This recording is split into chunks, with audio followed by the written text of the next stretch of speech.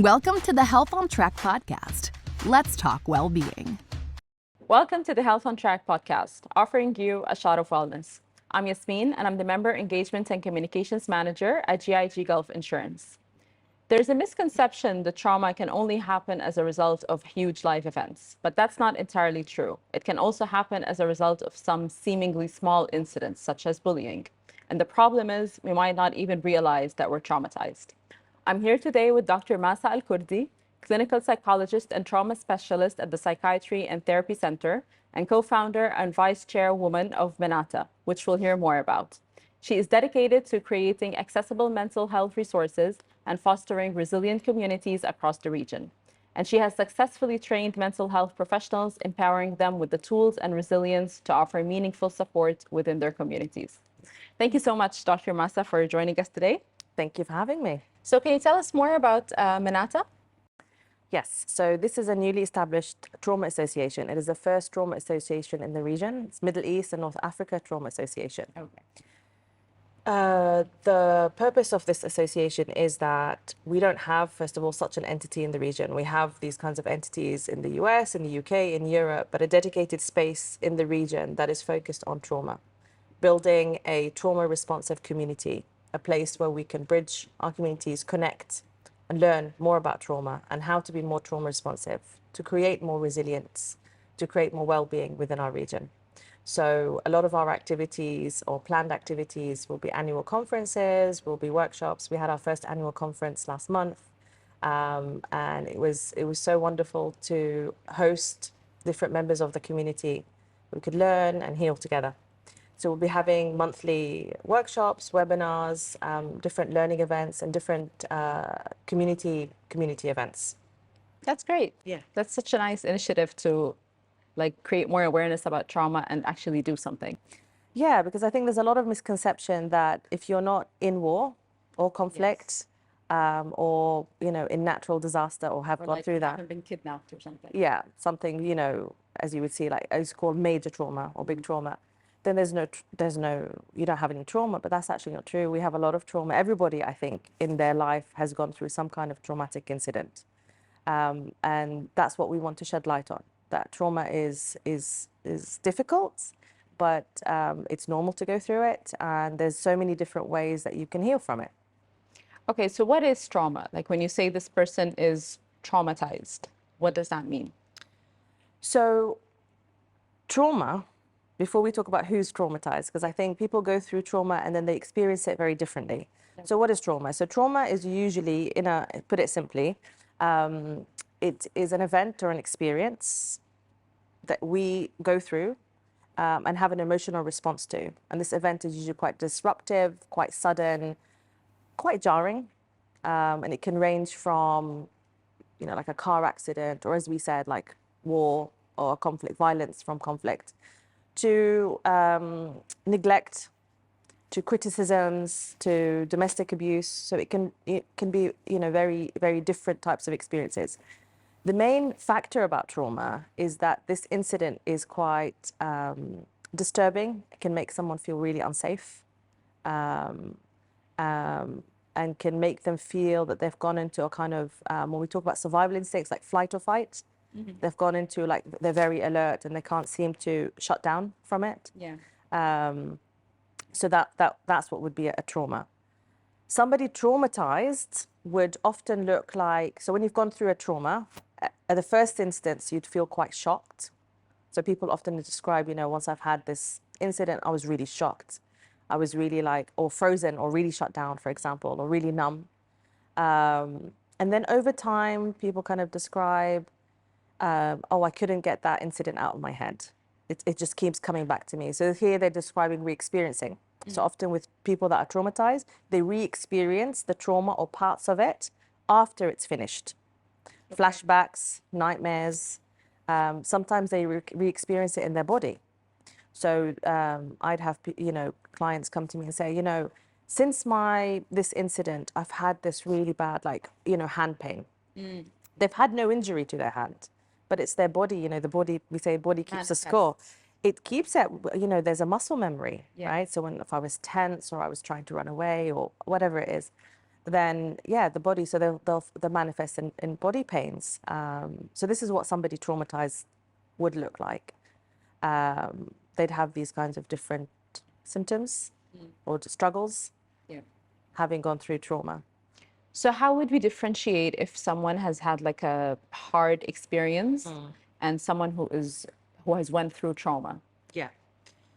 So that's quite interesting, because I think this is also quite a misconception here that, you know, someone would say to me, like a parent would say, like, you know, I don't know why she's so affected by it. Like it was nothing, you know, like kind of minimizing the experience as if it shouldn't be something traumatizing.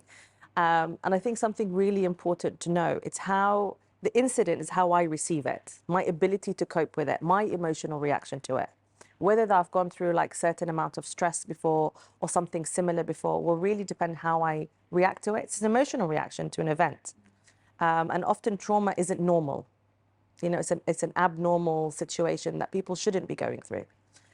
How you would differentiate between a bad experience is actually a traumatic experience and a bad experience. I guess it's the emotional reaction and the nature of the experience, right? So it might be something that I've gone through, you know, it was a really bad time, but I've moved on from it. Like it's in your memory, it looks a bit hazy now.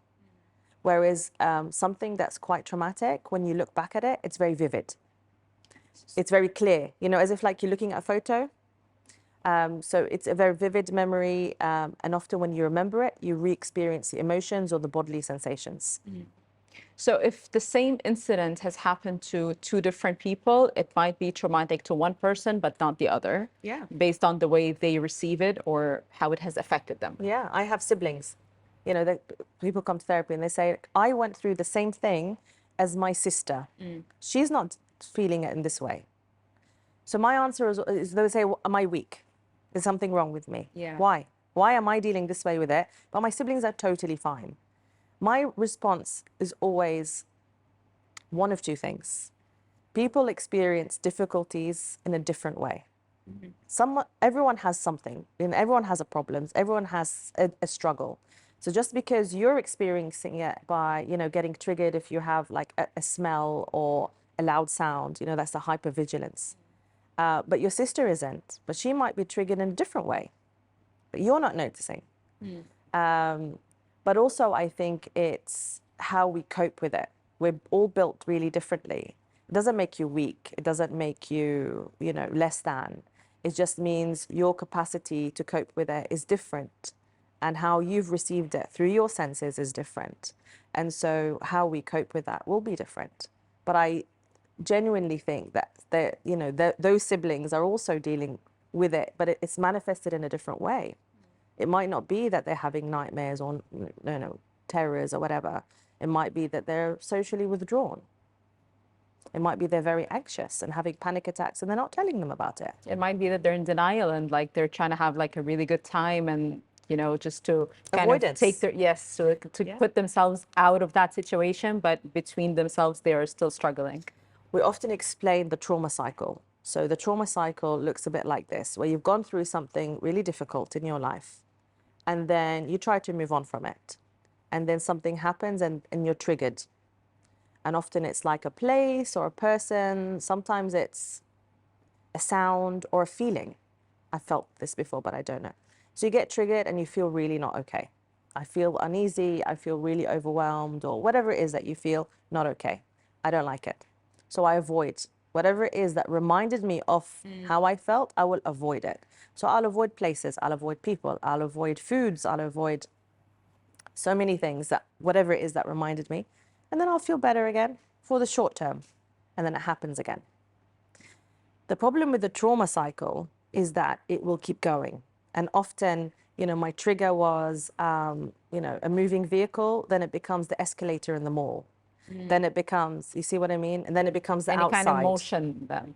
Yeah, you know, and then it becomes the outside world and I just want to stay at home, you know? So it manifests differently and it can sometimes go from one thing to another. And actually the best way to deal with it is to break that trauma cycle, not the avoidance. Avoidance is a short-term solution, but actually dealing with it by emotionally regulating, doing some trauma processing, I think is the best way forward. That's very interesting. Okay, so let's say someone has went through like one of those hidden experiences that did result in them being traumatized, but they're just not aware, especially if it's something that happened in their childhood and maybe they don't remember it all that well. How can someone identify that and just like kind of say, I need help? How can they get there? So I think noticing that you need help is the first step. Is what's happening with me affecting my everyday life? Am I putting it off? Am I resulting to maladaptive coping, like substances or self-harm or overeating, or what is it? Am I unhappy? Right. So just speaking to somebody, it could be because you're unhappy, because you're you don't have to be like having a mental breakdown, or do you know what I mean? Lots of people come to therapy because they're high functioning, but internally they're not okay. And they feel like they need to talk to someone to validate this. So it's not so much that they are, and some people come to therapy because they're not functioning very well. I think, so your question was, how can we identify that we need help? Yes. So I think that is to normalize that therapy isn't just for people that are, needing hospital care or whatever. It's for everybody. It's going to speak to a professional that has been trained in techniques that can help you overcome whatever it is that you're overcoming, and it's a safe place to talk about this. I think that noticing whether it's trauma or not, like you said, the hidden, didn't you? You said the hidden experiences. So with trauma, there's we talk about the big traumas, like natural disasters, conflicts, the big traumas, right? Hijackings or whatever. And then the small traumas, and this is something that we see all the time. So this is like bullying. This is like neglect. This is like emotional abuse, quite subtle. And when you talk to somebody, they come, for example, for me, they come into therapy and they say, I've been really anxious. I keep having these overwhelming feelings and I keep having panic attacks. And you don't wake up like that. You're not created like someone that has panic attacks. It's accumulative. So when you talk to them, you go back, okay, when did it start? That's the first thing. When did it start? It started then. Because of what? And then you kind of trace it back. Almost always somebody's had something. Usually, as you said, it's quite subtle. Bullying. Yeah. I think there's just some things that have been normalized, even though they're very much not. So bullying, favoritism in between siblings or in the workplace. I don't know, like there's just a lot of small things that it's always written off as, it happens. Yeah. We've all been bullied. Even like cultural stigma. Yeah. Like certain like cultural norms of how someone should be in that environment or in that family or in that, family setup with that authoritarian kind of family, like pay respect to your elder. And, and someone is quite outspoken or, wants to be empowered or, and there's a lot of, as you said, like a lot of shaming. Shaming is and can be, and it's understanding that pattern. And so when we do the trauma work, sometimes it's not a one particular incident, it's a cumulative, but it's the topic is neglect, or the topic is the shaming that I grew up with, or and even bullying can be really subtle. Like I have to work with adolescents and I say, have you bullied at school? No. I was like, okay, so how is it like at school? I have some friends, and okay, but sometimes they leave me out. That's one of the subtle forms of bullying that I see is when someone is left out, like ignored. They purposely pick last in teams and they not invited to birthday parties. I think it's even more subtle than that. It's like at break time, they used to play with me, and today I think they didn't like what I was wearing, or they didn't like, the way I look today, and they didn't play with me today. That's hurtful. So hurtful, right? And I don't know what I did wrong. It's very subtle, and it's trying to explain, well, actually, that is bullying. That exclusion is bullying. It's not okay. And then what ends up happening is, so I often get clients that are adults, and they go into the workforce, and they happen to have colleagues who make fun of them, or they're not included at lunch or something, and it just brings it all back, and they don't know why. Why am I feeling like this? I'm not okay at work. And then through talking to them, saying, well, it sounds like you've experienced this before. It's like, well, actually, yeah, at school, my friends used to exclude me, and now I feel like I'm back to school again. They don't want to sit with me at lunch. And I'm like, you know, I'm 35. Why am I feeling this way? You know? And it's brought it back, you know? So In more ways, the workplace really is like a high school club. Yeah. With the cliques and the groups and the cool people and the not so people. Yeah. I mean, we all grew out of it, but I think in more ways than one, it still exists. Yeah. It's still it's still that community kind of the setup, and I think it's really down to having good management. Yeah. Yeah. How your management deal with it, how they foster teamwork, how they foster that kind of engagement with one another, and you know, that zero tolerance for disrespect is really, really important.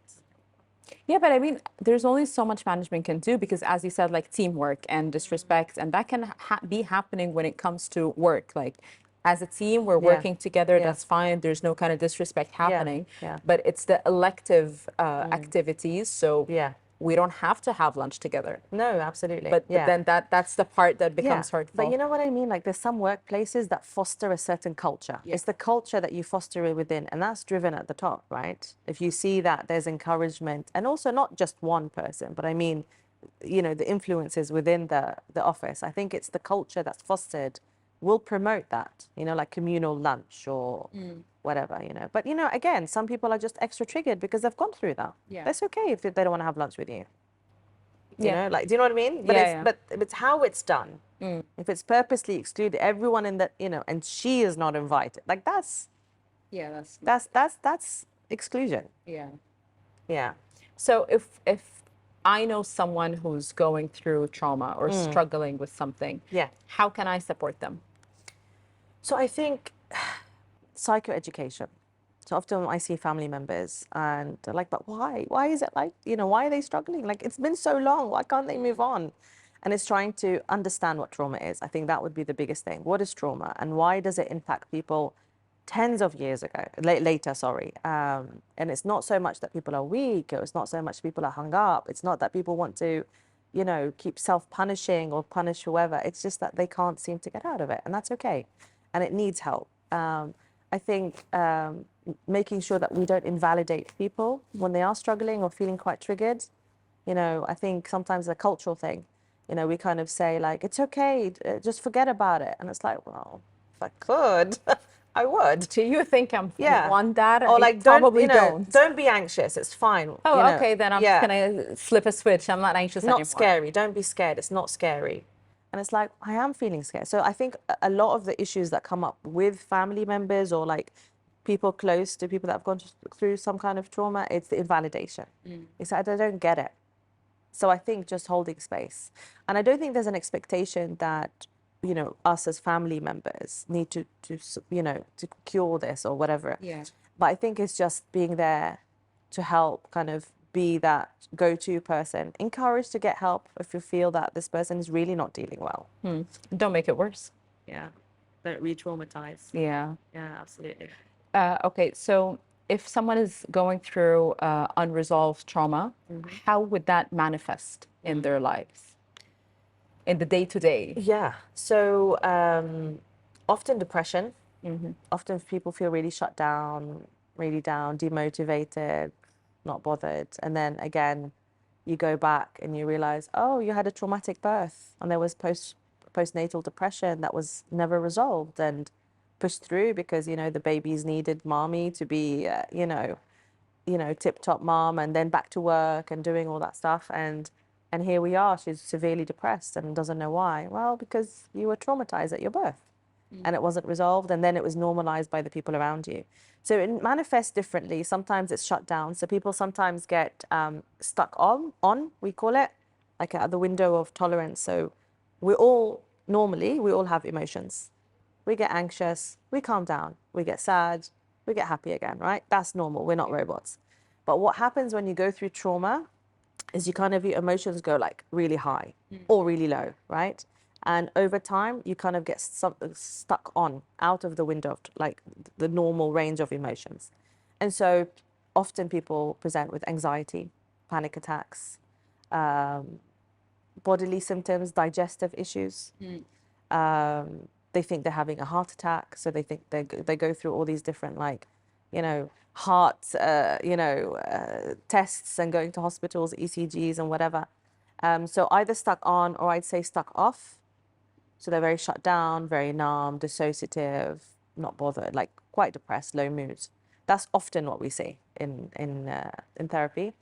We also see, I often see people that go through obsessions and compulsions. So they've obviously gone through something in the younger life, and they've developed these kind of coping mechanisms like cleaning or tidying up, and that makes them feel okay. And so they develop that. So it manifests differently. But then when you ask them, when did it start? Oh, I've always been like that. They say, I've always been like that. It's like, okay, so tell me more. What were you like as a young child? What's your earliest memory of yourself? Well, I was 4 or 5. What were you like? I was really happy. I was really bubbly. I was, I had loads of friends. And so then what happened? And then you kind of talk through their narrative and you realize, oh, that was it. That was it. Your parents got divorced and you never got to see dad again for a very long time. Or, you lived with mom and she was having mental breakdown after mental breakdown and you didn't know what to do. So you went to tidy up the house. And you're cleaning the house to help, and then it made you feel better. And then that's now you're 25 and you are having obsessions about cleaning because otherwise something bad is going to happen. And this is it. This is also what we're trying to do with MENATA, is to break cycles of intergenerational trauma. Because how we are raised in that environment has such a huge impact on us. If I'm traumatized and then I create a certain emotional reaction or ways I parent or a home environment, I do the best I can, but I'm struggling. And then I parent my children this way. And then they're affected somehow or another, and they make the best of their life. And then they go on and parent. You see, it's like a cycle. And also there's a lot of research around epigenetics, how trauma actually changes your DNA and how it's passed on. It changes brain structures. Really? Yes, it does. And then if someone has kids after that, that could actually, like, they could There's kind of research to inherit show- yeah. the trauma? There shows that it does, yes. So other than the epigenetics, that's it in a nutshell, is that it does get passed down, but also the environment.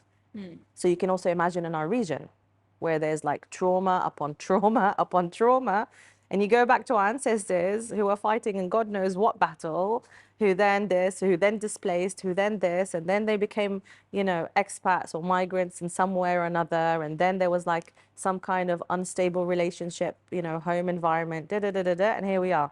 This person sitting in therapy saying, I don't want to do that to my kids. And that's what we want to encourage, is that we need to break cycles of trauma, because it doesn't have to be this way.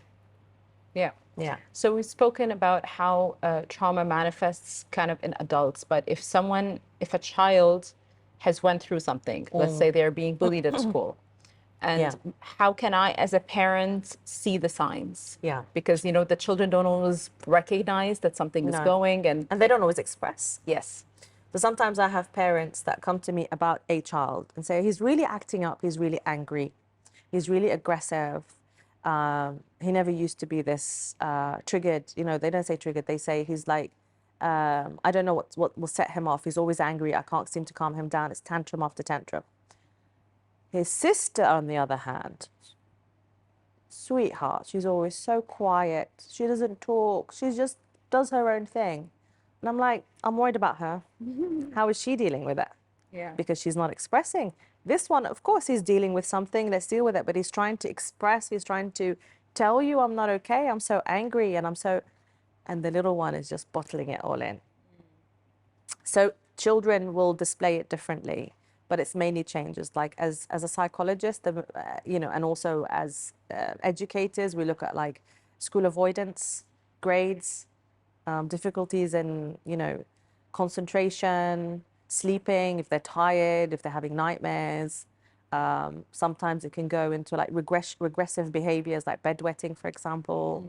But mainly like the mood, how they react, if they're they used to like this and now they don't like it, but it's so obvious, not like as a change of preference. It's more like, I don't want to go out to play anymore.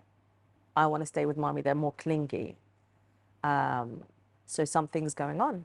Yeah. So really any like subtle changes in behavior, maybe it's their school grades, maybe it's just They don't in school. yeah, or they're not enjoying the same activities or games that they used to anymore. Yeah, just ask. I think, with children, we need to give them the space to speak. And sometimes they don't know how to speak about it. So let them draw, let them write, and then, consistently ask them. Don't pressure them into talking, but give them a space to talk. And sometimes children, they're quite funny. They want to talk as we're going to school. And you're like in a rush. And it's like, Mommy, I need to tell you something. It's like, no, I'm late for work. Not now. And this is Now the time you're they've telling chosen me. to tell you their worst trauma that's happening to them. So I think it's making sure that we have the time. Some parents, they do like, before bedtime, we have like our chats, or after school, let's catch up. Like making time to listen. Children need a space to listen and feel they're heard, and that it's safe to tell their parents anything, even if they feel that they'll be in trouble, or, kids think differently. They think if someone's been mean to them, that you're going to be mad at them for something. You know what I mean? Yeah. Yeah.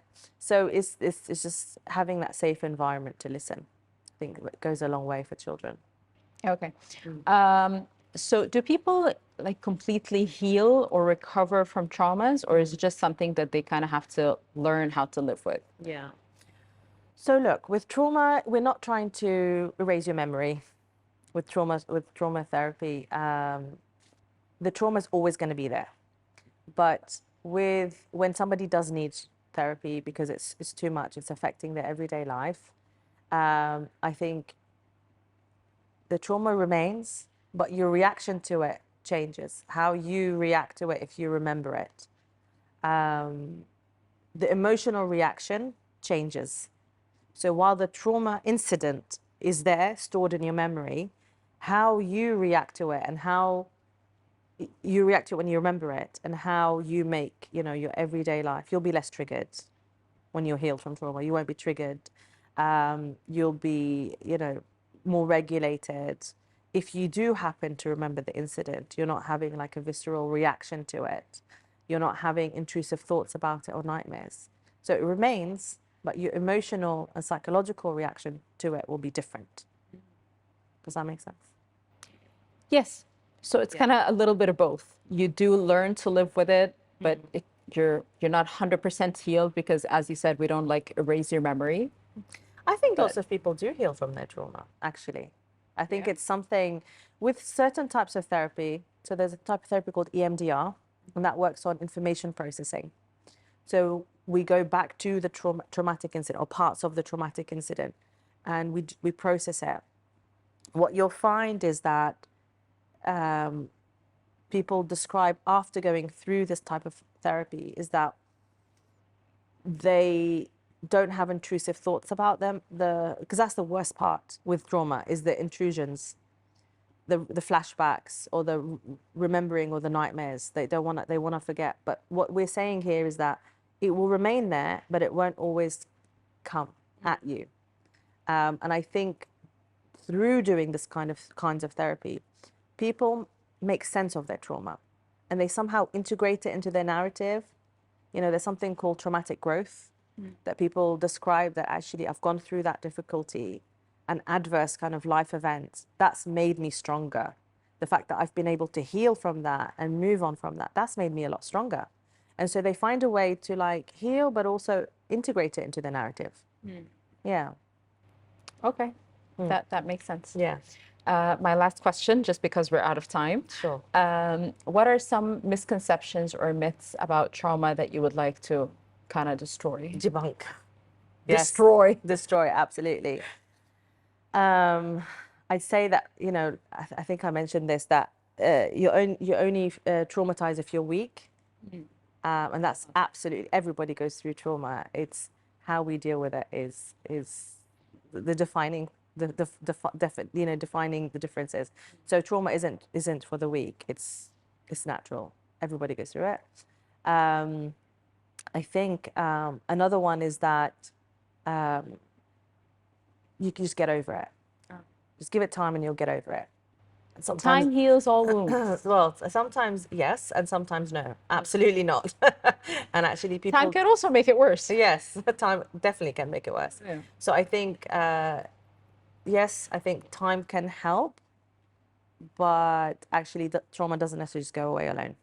Not something you just forget. It's the exact opposite. You can't seem to forget. Yeah. Yeah.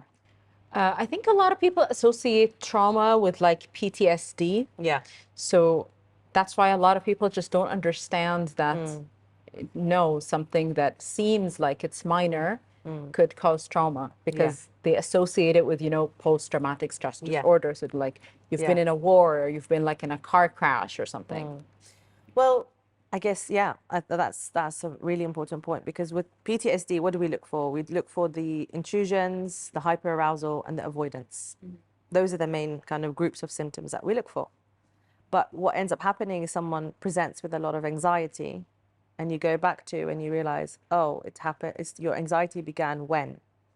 Because of an incident or incidents. Your depression began when? So it's not necessarily that traumatic incidents or traumatic experiences have to lead to post-traumatic stress. But what we're saying is that everybody goes through something traumatic and we all have an emotional reaction to it.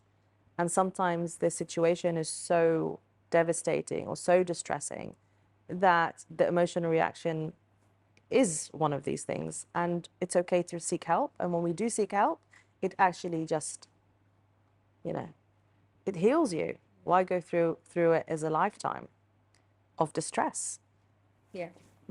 Makes sense. All right. Thank you so much, Dr. Thank you Masa, so for much. being here today. This was a great discussion, and I hope our listeners learned something. I hope so. Thank you so much for having me. Thank you. To all our audience, thank you for tuning in. We hope we helped you understand yourself and those around you a little better.